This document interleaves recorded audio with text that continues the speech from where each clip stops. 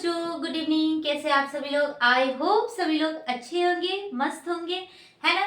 तो आज का क्लास है हमारा किसी एक समान चुंबकीय क्षेत्र में रखे किसी छड़ चुंबक पर लगने वाले चुंबकीय बल और बल आघूर्ण निकालना सीखेंगे, है ना।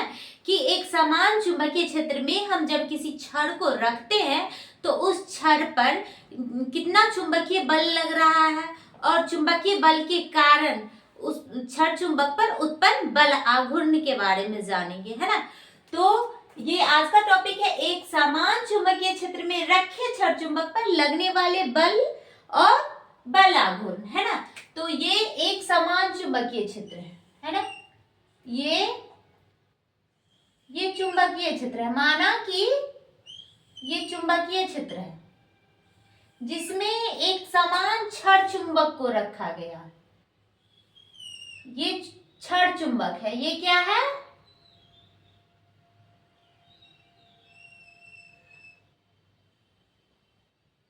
थोड़ा सा मोटा कर देते हैं ताकि दिखेगा। चुंबकीय क्षेत्र में छड़ चुंबक है ना।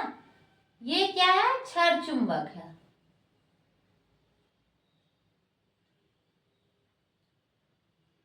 एक नॉर्थ पोल है और एक साउथ पोल है ना।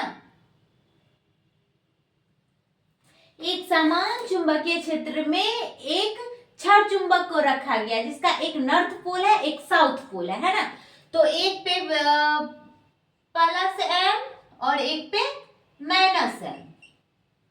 और यहाँ क्या है? इसकी लंबाई, यहाँ पर केंद्र O है ना।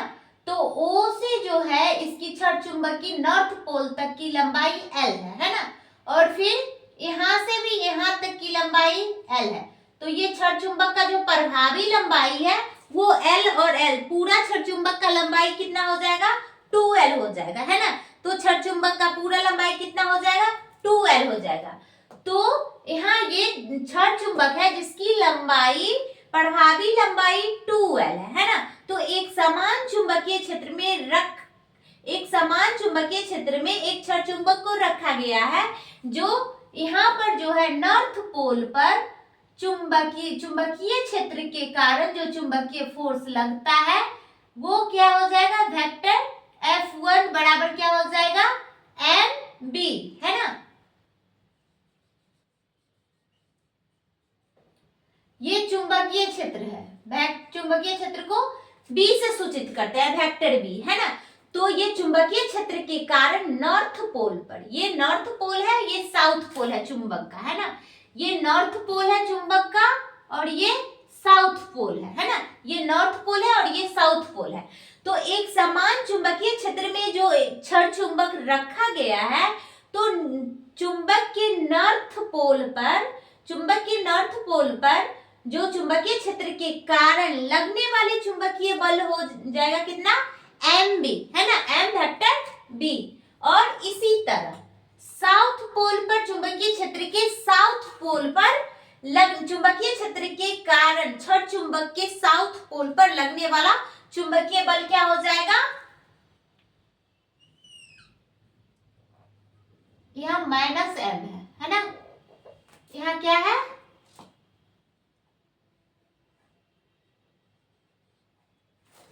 तो चुंबकीय क्षेत्र के कारण साउथ पोल पर लगने वाला फोर्स क्या हो जाएगा?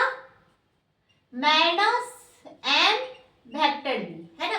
माइनस m वेक्टर b, है ना।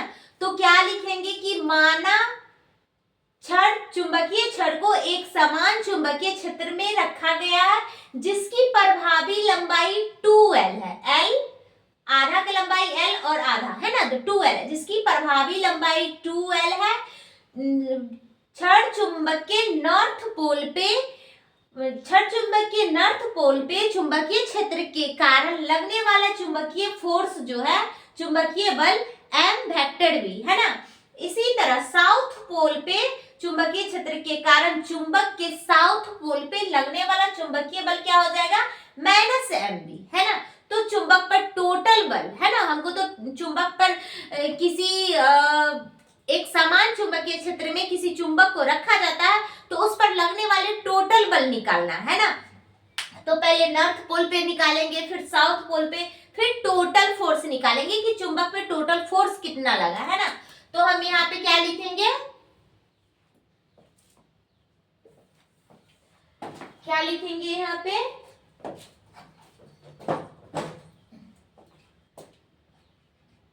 माना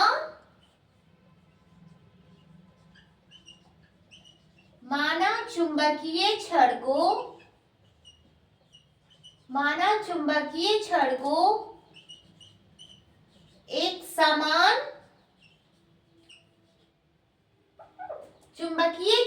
चुंबकीय छड़ को एक समान चुंबकीय क्षेत्र में रखा गया है, एक समान चुंबकीय क्षेत्र में रखा गया है।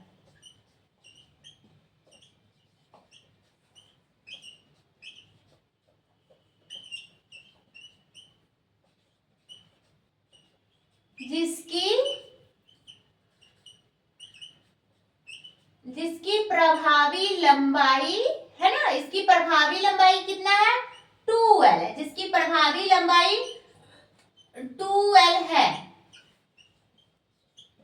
तथा इसकी ध्रुव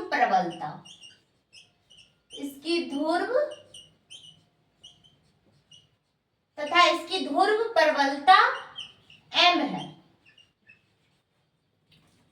छड़ चुंबक के नॉर्थ पोल पे चुंबकीय क्षेत्र के द्वारा लगने वाला चुंबकीय बल, है ना। तो यहाँ पे क्या लिखेंगे,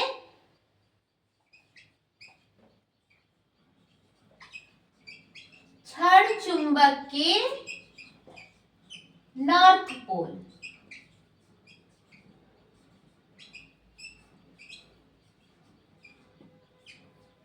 छड़ चुंबक के नॉर्थ पोल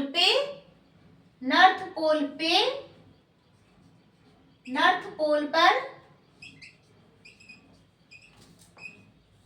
लगने वाला चुंबकीय बल,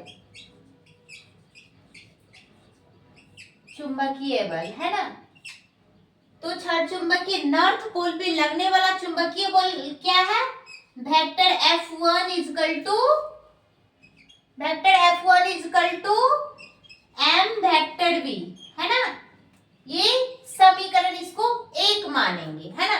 छड़ चुंबक के नॉर्थ पोल पे ये जो चुंबकीय क्षेत्र है, एक समान चुंबकीय क्षेत्र, उसके कारण लगने वाला चुंबकीय बल यहाँ पर है M वेक्टर V, है ना, MV, इसको समीकरण एक मानेंगे। फिर यहाँ क्या लिखेंगे, छड़ चुंबक के साउथ पोल पे, है ना, छड़ चुंबक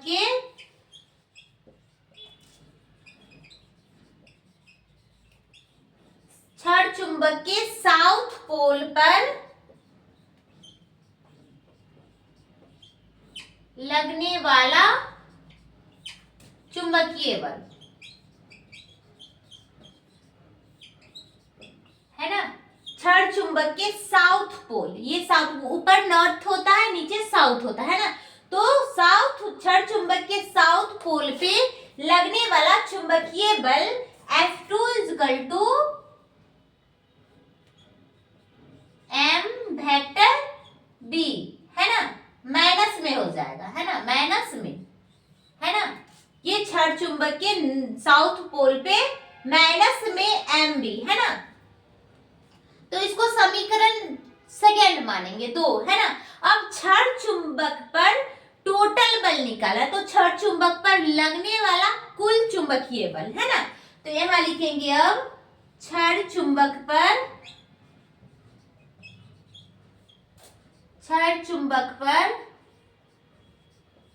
लगने वाला कुल चुंबकीय बल F net is equal to vector F1 plus F2, है ना। तो F बराबर क्या हो जाएगा, वेक्टर F1 के जगह MB, और ये प्लस में है, फिर ये माइनस में है, तो यहाँ माइनस हो जाएगा MB, है ना। तो यहाँ प्लस में है, फिर यहाँ माइनस में है, तो प्लस माइनस माइनस होता है, तो MB कट गया, है ना। तो तो टोटल बल क्या हो जाएगा, F टोटल बल क्या हो जाएगा, 0 हो जाएगा। तो हम यहाँ पर लिख सकते हैं कि अतः एक समान चुंबकीय क्षेत्र में रखा चुंबक पर लगने वाले टोटल फोर्स शून्य होता है ना। यहाँ देख लीजिए, है ना, समीकरण 1, F1 equal to M B और F2 equal to minus M B. तो दोनों को जोड़ेंगे, एक प्लस में है एक माइनस में है, तो 0 हो जाएगा, है ना। तो इससे साबित होता है कि एक समान चुंबकीय क्षेत्र में किसी छड़ चुंबक पर लगने वाले टोटल बल, टोटल फोर्स क्या होता है, 0 होता है ना। तो अभी तक हम निकाले क्या, बल निकालना। अब बल आघूर्ण, है ना, बल आघूर्ण कैसे निकालता है, इसी छड़ चुंबक पर बल के, ये जो बल लग रहा है, इस बल के कारण जो उत्पन्न बल आघूर्ण है उसको निकालना है ना। तो अब हम क्या पढ़ेंगे, इसका बल आघूर्ण कैसे निकलेगा। ये तो बल निकला कि चुंबक पर लगने वाला टोटल फोर्स कितना निकला, 0। एक समान चुंबकीय क्षेत्र में जब किसी छड़ चुंबक को रखा जाता है तो उस पे टोटल फोर्स 0 होता है ना। और यहाँ हम प्रूव करके बता दिए। अब हम क्या करेंगे, बल आघूर्ण, है ना। तो अब इस छड़ चुंबक पर ये जो बल लगा है, इस बल के कारण बल आघूर्ण उत्पन्न होगा, है ना। अब वो बल आघूर्ण कैसे निकलेगा, है ना, वो अब हम निकालेंगे। तो आप लोग यहाँ तक स्क्रीनशॉट लीजिए, फिर बताती हूँ।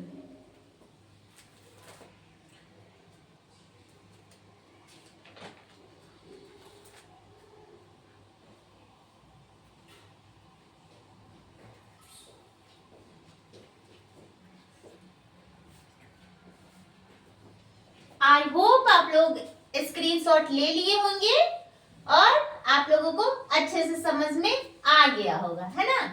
तो अब हम क्या सीखेंगे, इसका बल आघूर्ण निकालना, है ना। बल कैसे निकालता है वो तो प्रूव कर दी। अब बल आघूर्ण, है ना, एक समान चुंबकीय क्षेत्र में रखा किसी छड़ चुंबक पर बल आघूर्ण कैसे निकालते हैं, है ना।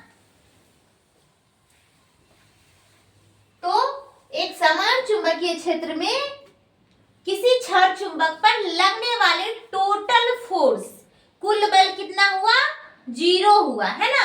तो अब हम पढ़ेंगे बल आघूर्ण, है ना। तो F1 बल के कारण बिंदु O के परितः उत्पन्न बल आघूर्ण, है ना। तो क्या लिखेंगे यहाँ, F1 बल के कारण बिंदु O के परितः बल आघूर्ण। बल आघूर्ण को क्या चीज से सूचित करते हैं, टॉर्क से, है ना। टॉर्क, ये टॉर्क का सिंबल है ना। बल आघूर्ण को टॉर्क से सिंबल सूचित करते हैं ना। तो F1 फोर्स के कारण बिंदु O के परितः जो ये बल आघूर्ण होगा क्या हो जाएगा, टॉर्क 1। इसको टॉर्क 1 मानेंगे। Torque 1 equal to L vector F1, है ना, L वेक्टर F1। इसको समीकरण 1 मानेंगे। अब वेक्टर F2 के कारण O के परितः बल आघूर्ण, है ना। तो फोर्स F2 बल के कारण बल आघूर्ण भी एक सदिश राशि है, इस कारण इस पर वेक्टर दे सकते हैं, है ना। F2 बल के कारण बिंदु O के परितः बल आघूर्ण, है ना, बल आघूर्ण वेक्टर टॉर्क 2, है ना। Torque 2 equal to L vector F2। इसको समीकरण 2 मानेंगे। तो किसी छड़ चुंबक पर उत्पन्न टोटल बल आघूर्ण, है ना। तो टोटल किसी छड़ चुंबक पर, है ना,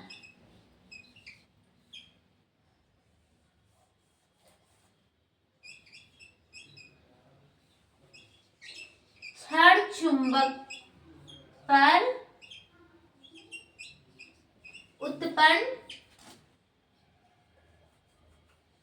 उत्पन्न कुल बल आघूर्ण, कुल बल आघूर्ण, है ना।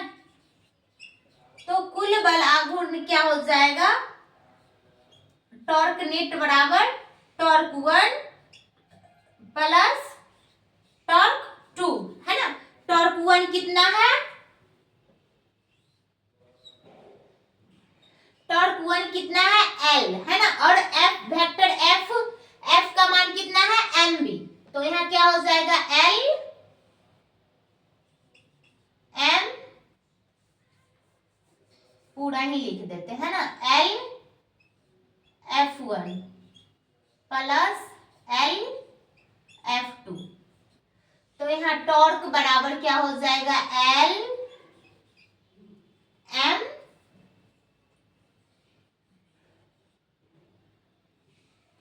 LMB, और प्लेन है, ये जो है सरफेस प्लेन है, इसलिए साइन थीटा, वेक्टर का चिन्ह हटाएंगे तो क्या हो जाएगा MB साइन थीटा, है ना। MB sine theta plus L F2 के जगह भी क्या हो जाएगा MB sine theta, MB sine theta. तो यहाँ टोटल टॉर्क बराबर क्या हो जाएगा, टोटल टॉर्क बराबर क्या हो जाएगा 2L MB साइन थीटा, है ना, है ना, यही ना है LMB साइन थीटा। तो L 2L है तो यहाँ 2L MB साइन थीटा, है ना। तो यहाँ टॉर्क बराबर क्या हो जाएगा,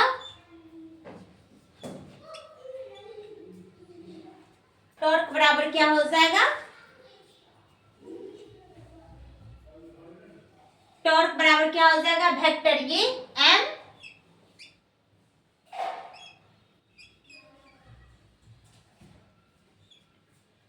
यहाँ 2L है ना। तो ये लंबाई है, इसका टोटल लंबाई है, तो ये कांस्टेंट होता है ना, ये क्या होता है कांस्टेंट होता है।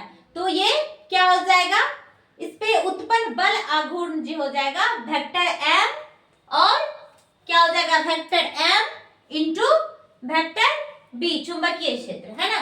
तो vector M into vector B, ये साइन थीटा है ना, और प्लेन है ना, प्लेन है तो ये थीटा हटाएंगे तो वेक्टर आ जाएगा, या फिर वेक्टर हटाएंगे तो थीटा आ जाएगा, है ना। तो MB साइन थीटा का मतलब होता है vector M into vector B, है ना। अगर दोनों पे वेक्टर का चिन्ह लगाते हैं तो साइन थीटा हट जाएगा, फिर वेक्टर का चिन्ह हटाएंगे तो साइन थीटा आ जाता है ना। तो यही हो जाएगा टोटल टॉर्क बराबर क्या हो जाएगा vector M into vector B, है ना।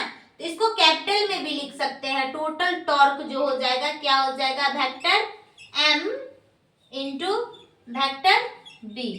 तो एक समान चुंबकीय क्षेत्र में रखा किसी छड़ चुंबक पर लगने वाले चुंबकीय बल 0 होता है, लेकिन एक समान चुंबकीय क्षेत्र में रखा किसी छड़ चुंबक पर उत्पन्न बल आघूर्ण torque equal to vector M into vector B, है ना। यही होता है, ये क्रॉस है ना, क्रॉस मल्टीप्लाई है, इसको हटाते हैं तो क्या आ जाएगा साइन थीटा, है ना। तो यहाँ पर यही आ गया इसका बल आघूर्ण। ये एक समान चुंबकीय क्षेत्र है जिसमें किसी छड़ चुंबक को रखा गया है ना। तो इस पर जो लगने वाले टोटल फोर्स होता है उसको 0 मानते हैं, है ना।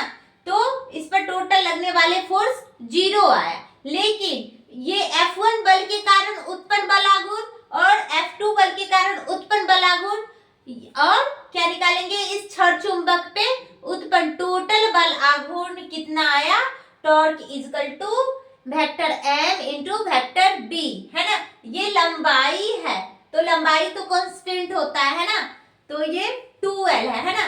तो ये 2L बाहर आ जाएगा तो क्या बचेगा MB sine theta, sine theta हटाएंगे तो दोनों पे वेक्टर का चिन्ह आ जाएगा, है ना। तो vector m into vector v, तो torque is equal to vector m vector v, है ना। तो आई होप आज का टॉपिक आप लोगों को समझ में आया होगा, है ना। तो लाइक कर दीजिएगा, और जो बच्चे अभी तक हमारे चैनल को सब्सक्राइब नहीं किए हैं तो प्लीज सब्सक्राइब कर लीजिए, है ना। यहाँ आपको फिजिक्स का मोस्ट इम्पोर्टेंट क्वेश्चन बताया जाता है जो आपके एग्जाम के लिए बहुत ही महत्वपूर्ण है ना।